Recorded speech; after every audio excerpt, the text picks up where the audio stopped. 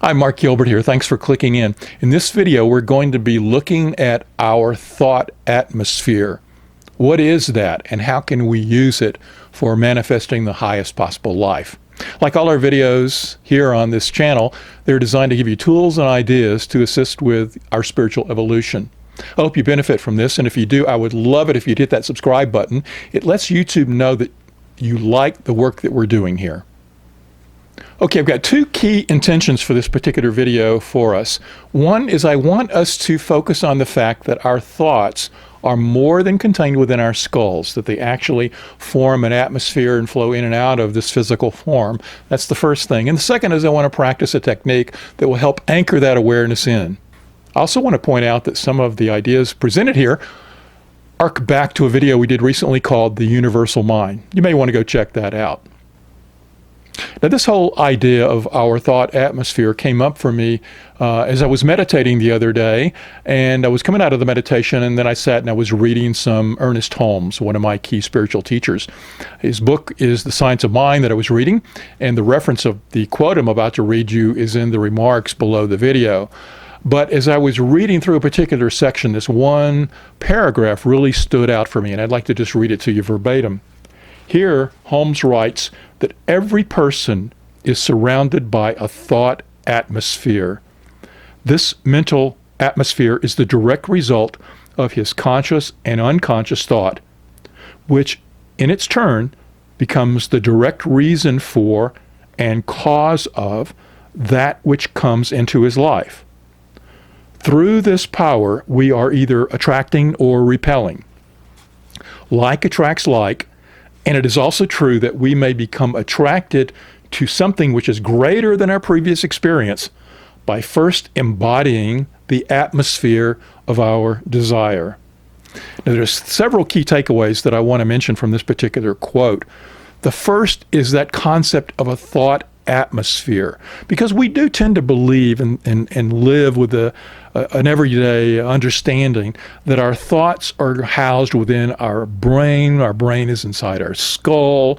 The series of stream of consciousness that we experience every day, we tend to locate it up here.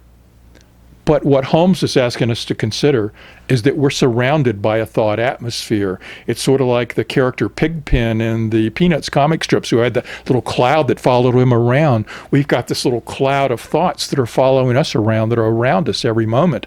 And so I'm calling us to look at what Holmes is saying here, to say that our thoughts are not simply within this skull, but they are flowing around us continuously. The second thing that I want to share from this particular quote is that he references the fact that our thoughts are conscious and unconscious. There is both that which we're aware of that we're thinking, but then there's things that we've thought previously, or they're part of the collective unconsciousness, which are part of our subconscious. So we have these unconscious thoughts that are occurring, and they're part of the atmosphere as well. So it's not only what we're consciously thinking, but it's what is been thought before and is part of our unconscious, that is also part of this atmosphere around us. The third thing is that the thoughts that are in this atmosphere are an attracting force. This basically gets back to concepts that we spoke about previously on our videos regarding the law of attraction. But this force that's part of this thought atmosphere actually has the ability to repel things and to attract things. And so we have to bring into that atmosphere the thoughts that are going to attract the life that we wish to manifest. And the final key thing from this particular quote is that Holmes asks us to consider that we can think things that are greater than our prior experience. If we think our life can only be so big, or we can only do certain things, and we don't think beyond the confines of what we think our life is limited to, then we can't attract to us things that are greater than that. What we have to do is to step outside the limitations we may be currently experiencing and think a thought that's bigger, to see a world that's grander, to see in our mind's eye and put into this thought atmosphere a larger expression of this particular life that we're going through right now. If we can embody that and put that into the thought atmosphere, it's going to attract that greater expression into our lives. Now, many of you who are watching this video who are already anchored in new thought probably are well aware of the power of consciousness and the power of thoughts and the law of attraction.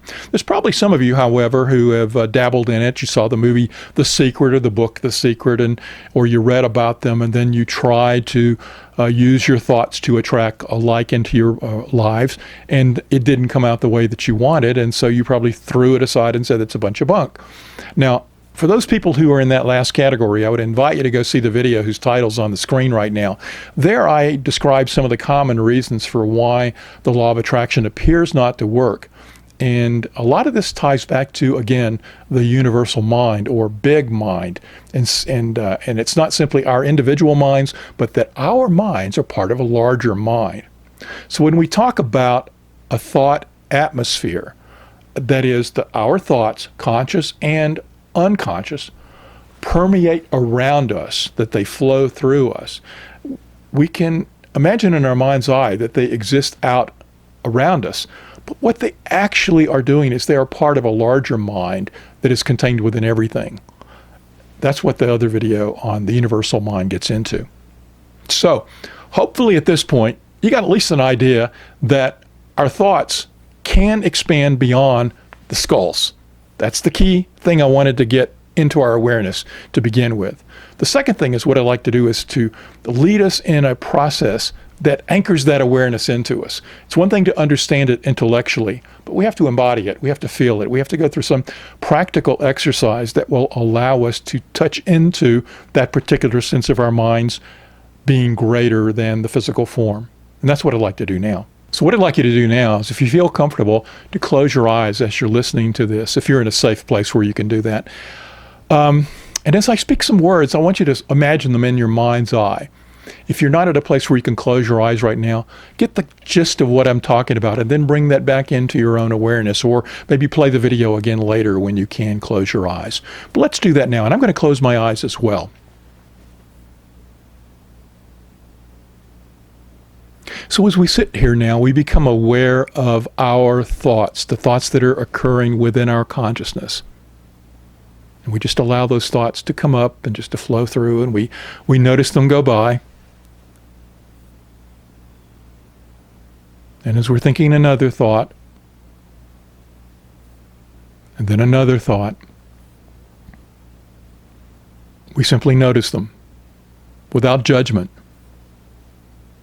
As those thoughts come up and we release them like balloons floating by, we recognize that the thoughts that are occurring within us,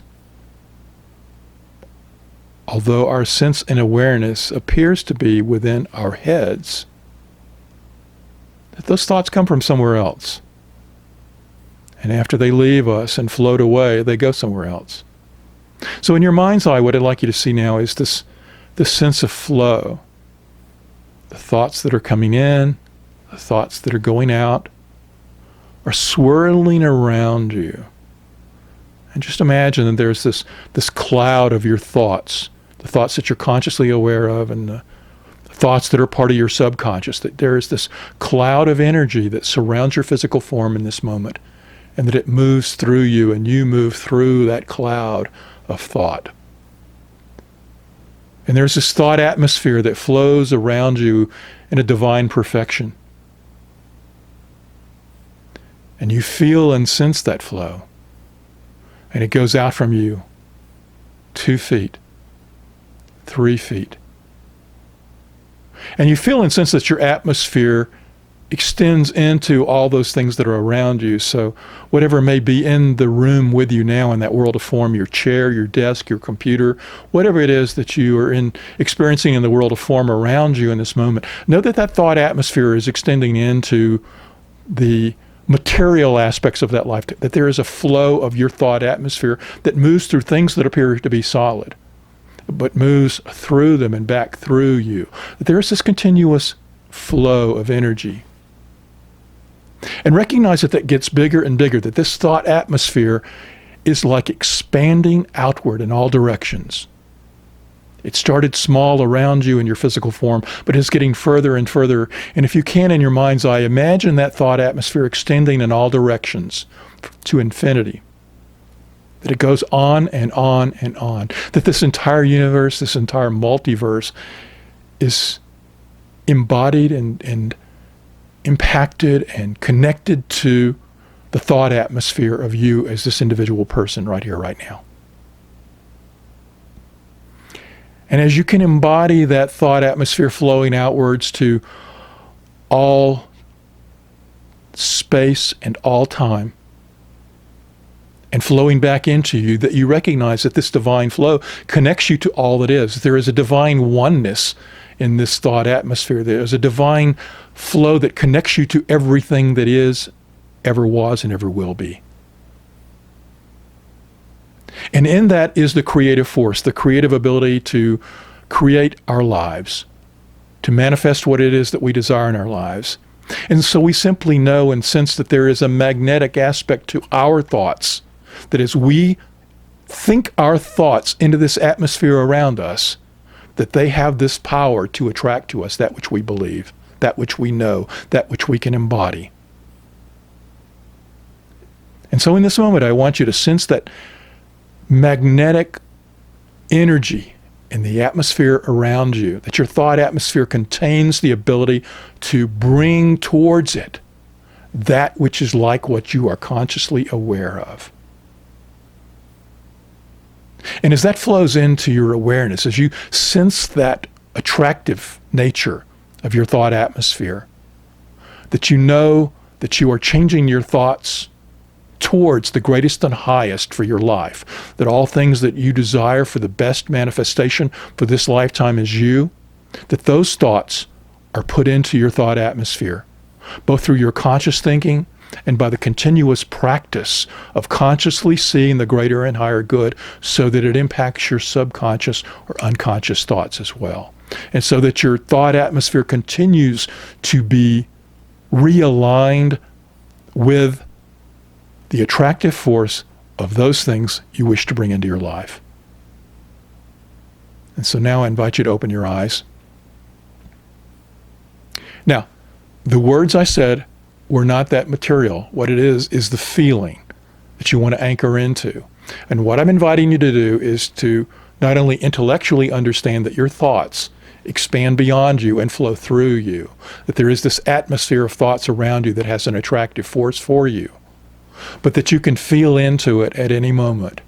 Anytime you can imagine in your mind's eye this thought atmosphere surrounding you and help attracting into your life that which you wish to manifest.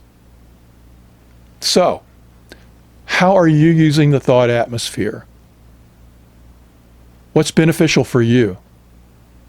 So I hope you found this idea of the thought atmosphere and this little process we went through to be beneficial. If you've got any feedback on it, drop me a comment down below. If you've got ideas for future videos, please email them to me at the email address shown on the screen right now. Thanks for watching. Until next time. Hey, one more quick thing. I'd love it if you subscribe to the channel. The link is down there on the bottom left-hand corner of the screen. Also, there's a related video you might want to watch. It's right next to my face. And if you like this video, be sure to click like and leave me a comment on YouTube. Thanks.